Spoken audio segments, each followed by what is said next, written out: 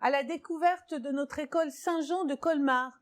Je suis Chantal Barnet-Lequeux, la chef d'établissement premier degré de cette belle et grande institution qui comprend un primaire, un collège, un lycée et un CFA-CFC. Depuis le milieu du 19e siècle, nous accueillons avec bienveillance, avec confiance, avec grand plaisir des enfants. Des enfants que nous accompagnons dans leur chemin de vie, sur un petit bout de leur chemin, enracinés dans nos valeurs d'essor de la divine providence. Nous avons à cœur de développer chez eux des valeurs de solidarité, de partage, l'envie du travail fait, bien fait, le goût d'apprendre. C'est en équipe, ce matin, que nous allons vous présenter l'ensemble des projets de notre école, puisque au sein de 26 classes, nous avons tout un panel d'enseignantes qui développent de multiples compétences, un accueil chaleureux au quotidien avec une CPE, Madame Ritter, une secrétaire, Madame Adang, qui vont maintenant vous présenter leur travail et l'accueil. Donc, je suis la conseillère principale d'éducation de l'école Saint-Jean. Mon rôle au quotidien, c'est la gestion et l'organisation du périscolaire. En tant que CPE, je suis également garante du cadre de l'établissement. Bien évidemment, c'est un cadre qui n'est pas figé, qui va s'adapter et qui se module aussi en fonction des enfants. Bonjour, je suis donc secrétaire depuis 2006 et de par ce métier, je suis en lien direct avec les familles, bien sûr, via le téléphone, les mails, notre espace numérique de travail, École Directe. Je seconde bien entendu la directrice dans tout son agenda, dans toutes ses demandes, mais mes fonctions ne s'arrêtent pas qu'aux tâches administratives. Je soigne les petits bobos des enfants, je suis vraiment à leur écoute et j'essaye de les recevoir dans toute leur richesse, leur fragilité. Je dois être attentive aux entrées et sorties des parents, des intervenants, des fournisseurs, et quelquefois les recadrer pour respecter les normes de sécurité de l'entrée de l'école.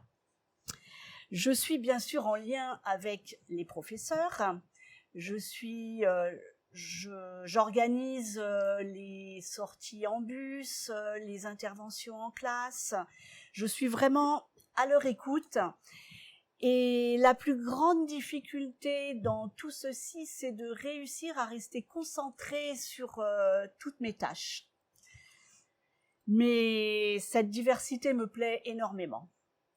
Organiser le quotidien pour qu'il soit rassurant, sécurisant, pour qu'on s'y sente comme à la maison, ça nous permet aussi de développer une pédagogie bien particulière qui respecte le rythme de chacun et qui prend en compte les difficultés de tous nos élèves.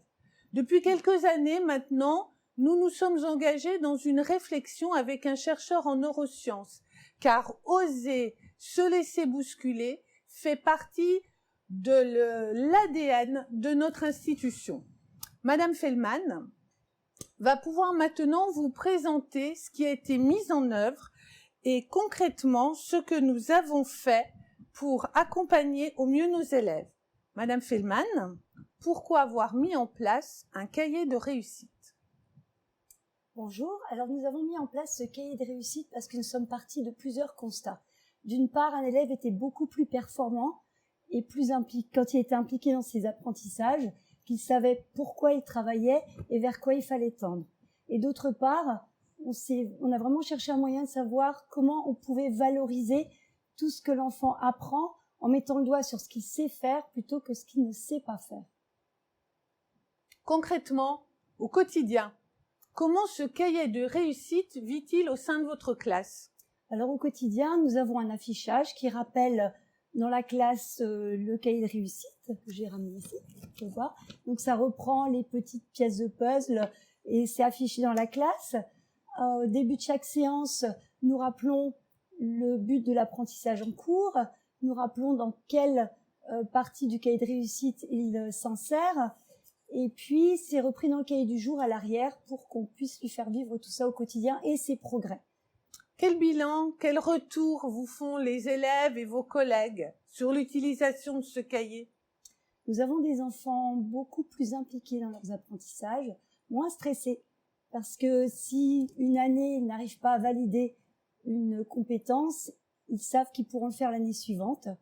Ils sont fiers quand ils remplissent leur cahier, qu'ils colorient leurs pièces, et c'est vraiment, ils voient leur parcours et ils s'approprient leur apprentissage. Au niveau des collègues, ça nous a permis de développer un travail au travers de toute l'école, une collaboration entre cycles, et on sait exactement ce que chacune fait avec ses élèves et quelle est la progression que nous attendons. Apprendre, c'est bien évidemment essentiel dans une école, mais l'ouverture au monde reste aussi une de nos grandes priorités.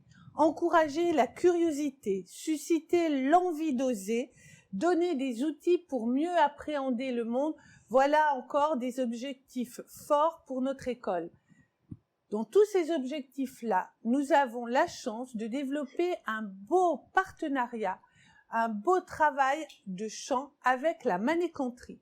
Je laisse Louise vous la présenter. Bonjour. Alors, donc oui, j'ai fait, en ce qui me concerne, 8 années au sein de la Manécanterie de Saint-Jean. J'ai commencé au CP et j'ai terminé en 3e. Et je pense que la Manécanterie, c'est vraiment un symbole dans lequel on retrouve toutes les valeurs que l'école, que l'institution Saint-Jean soutient et prône. Alors, premièrement, d'un point de vue culturel, en tant que jeune fille, j'ai eu la chance d'obtenir une réelle éducation musicale, vraiment complète, que ce soit du solfège, au chant, avec le déchiffrage, jusqu'à la technique vocale et même toute une pratique théâtrale pour différents projets. Secondement aussi, je pense que la chorale, c'est une réelle aventure de vie dans laquelle on va pouvoir se développer personnellement.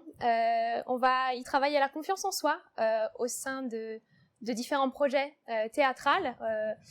Enfin, si je devrais conclure sur mon expérience de la chorale, je pense que qu'outre qu'une simple activité, c'est un mode de vie, c'est une expérience humaine qui apporte à beaucoup de jeunes, que ce soit sur le point de vue personnel, que ce soit sur le point de vue culturel et sur le point de vue humain.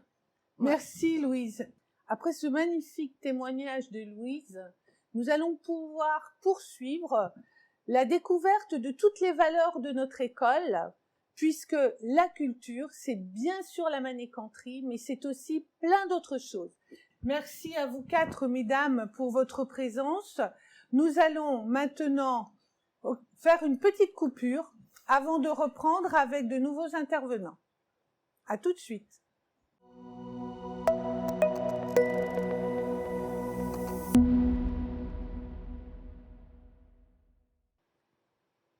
Aller à la rencontre de l'autre aujourd'hui, c'est découvrir l'autre jusqu'à l'autre bout de la planète. Pour permettre à tous nos élèves d'appréhender au plus juste le monde de demain, nous leur proposons de découvrir l'anglais et l'allemand dès le CP, avec, pour l'allemand, un enseignement au sein des classes par les enseignantes, et pour l'anglais, avec Madame Géné, notre professeure d'anglais premier degré. Donc l'enseignement de l'anglais et l'allemand se passe d'une manière très ludique pour préserver le plaisir de la découverte de la langue vivante. Donc le but de la méthode, c'est de développer l'écoute, la mémorisation, l'attention de l'élève avant de le lancer pour l'apprentissage plus approfondi au cycle suivant. Donc, moi, personnellement, j'enseigne l'anglais, comme c'était dit, pour les classes de CP, C1, CE2 et CM1. Et dans notre école, il y a la possibilité aussi d'apprendre l'anglais sur le temps de périscolaire. On est en partenariat avec une école des langues Language qui intervient sur le temps que je viens de dire, sur le temps de périscolaire. Pour l'allemand, c'est exactement pareil. Dans les classes, nous avons à cœur, dès le CP, d'enseigner l'allemand d'une manière ludique, pour que les enfants aient envie d'apprendre.